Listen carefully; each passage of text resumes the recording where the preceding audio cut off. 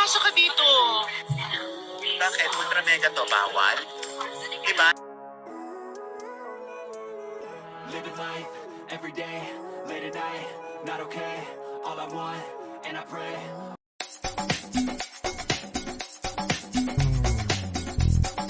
Showbiz Kachika TV. Hello mga kachika!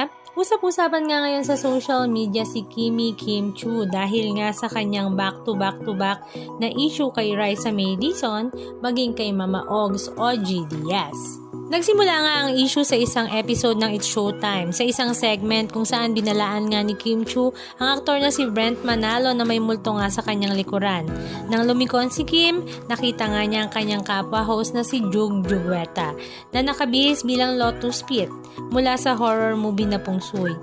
Biglang nabitawan nga ni Kimi ang linyang ay bakit si Raisa May habang sumayaw naman si Jugs ng cha-cha ng The Barkads na sikat na sayaw ni Raisa.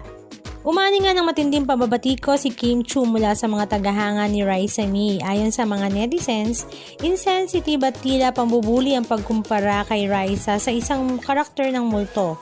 Pinagtanggol naman siya ng ilang mga fans at sinabing natural na biruan lamang ito sa telebisyon.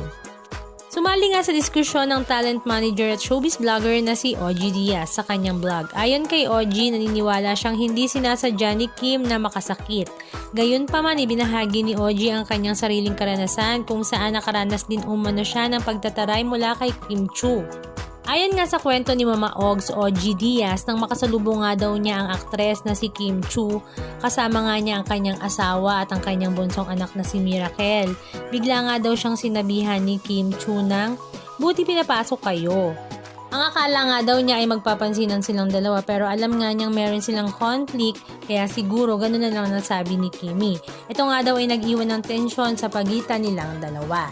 At matapos ngang ilabas ni OG Diaz sa kanyang vlog ang hallway encounter, ay talaga namang naging usap-usapan nga ito sa social media. Kaya naman si Kim Chu ay medyo parang gumanti nga daw ba dahil inirepost nga niya ang isang tweet ng kanyang fan kung saan sinasang-ayunan ni Kim ang kapalaluan ni OG na umaasang babatiin nga siya ni Kimi gamit ang prinsipyo ng respect bagets respect. Hindi pa nga yun natatapos doon dahil si Kimi nga ay nag-post sa X patungkol nga sa mga issue sa kanya dahil mukhang pinagpeperahan nga daw siya para sa content monetization dahil siya na lang lagi ang content ng kanilang showbiz update.